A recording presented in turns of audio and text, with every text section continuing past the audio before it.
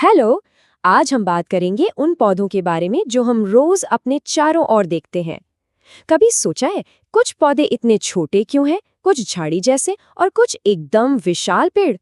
चलिए आज इसी के पीछे का विज्ञान समझते हैं। तो कभी सोचा है कि अपने घर, बगीचे या पार्क में कितने अलग-अलग तरह के पौधे हैं? यही सवाल है और यहीं से हमारी आज की पड़ताल शुरू होती है। अच्छा, तो समझते हैं इसे। देखिए, पौधों की इतनी सारी वैरायटी को समझने का एक बहुत सिंपल तरीका है। सब कुछ डिपेंड करता है उनके तने पर, कि वो कितना हार्ड है और उनकी हाइट कितनी है। बस इन्हीं दो चीजों के बेस पर हम पौधों को 3 मेन ग्रुप्स में बांट सकते हैं। तो शुरुआत करते हैं सबसे छोटे पौधों से। इन्हें कहते हैं शाक या इंग्लिश में हर्ब्स। तो ये शाक होते क्या है? सिंपल सी बात है, ये वो छोटे पौधे हैं जिनके तने इतने मुलायम और हरे होते हैं कि आप उन्हें आसानी से मोड़ सकते हैं, बिल्कुल नाजुक से। इनकी पहचान क्या है? पहली बात तो ये कि इनके तने नरम और हरे होते हैं, और दूसरी, इनकी हाइट नॉर्मली 1 मीटर से भी कम होती है। ये हैं पौधों की दुनिया के सबसे नन्हे सदस्य। और अरे, इनको पहचानना तो बहुत ही आसान है। अपनी किचन में जो धनिया, पालक या फिर वो ताजगी देने वाला पुदीना है ना, ये सब के सब शाक के परफेक्ट एग्जाम्पल्स हैं। ठीक है, शाक तो समझ आ गए। अब इनसे एक स्टेप ऊपर चलते हैं, मीडियम साइज के पौधों पर। इन्हें कहते हैं झाड़ियां या श्रब्स। झाड़ियों की सबसे बड़ी पहचान पता है क्या है? ये मीडियम हाइट के होते हैं और इनका तना जमीन के पास से ही बहुत सारी ब्रांचेस में बट जाता है।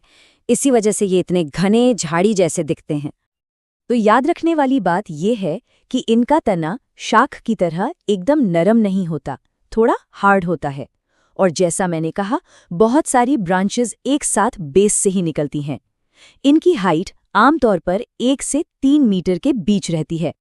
जैसे वो खूबसूरत गुलाब का पौधा या गुड़हल, जिसे हिबिस्कस भी कहते हैं, और कपास का पौधा, ये सब झाड़ियों की कैटेगरी में आते हैं।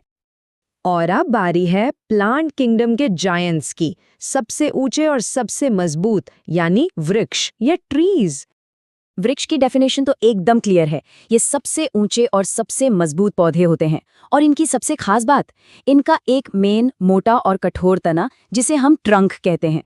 और यहीं पर झाड़ियों और पेड़ों का फर्क साफ दिखता है।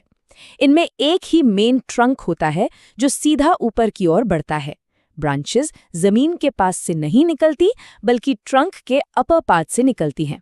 और जाहिर है, इनकी हाइट 3 मीटर से कहीं ज्यादा होती है। हमारे आसपास जो नीम, बरगद और आम के बड़े बड़े पेड़ दिखते हैं ना, वो सब वृक्ष के क्लासिक एग्जाम्पल्स हैं। चलिए अब फटाफट इन तीनों को साइड बाय साइड रखकर देखते हैं।